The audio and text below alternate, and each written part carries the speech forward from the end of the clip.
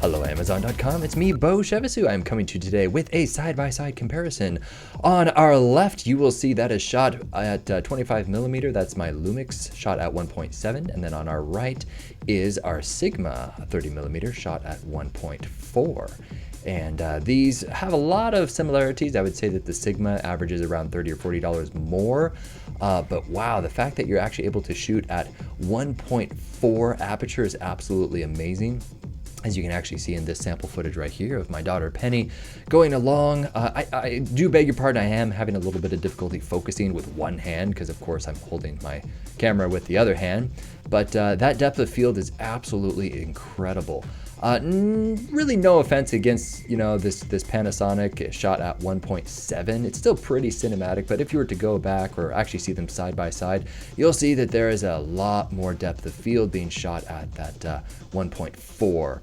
So if you have the ability to spring for another $30, $40 more and go with the Sigma, I would highly recommend that.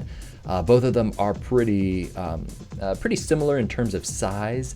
I would say that the weight difference, the Lumix is slightly lighter. So if you're doing, counting grams, let's say you're going up Mount Rainier and you can't take a giant camera lens with you, then the Panasonic Lumix is going to be a little lighter in weight. Here are some still photo examples. Apologies about the Panasonic. It's a little overexposed, a little hot, but hopefully you can kind of see a nice little handy side-by-side difference. Of course, the 30mm means that it is punched in a little bit.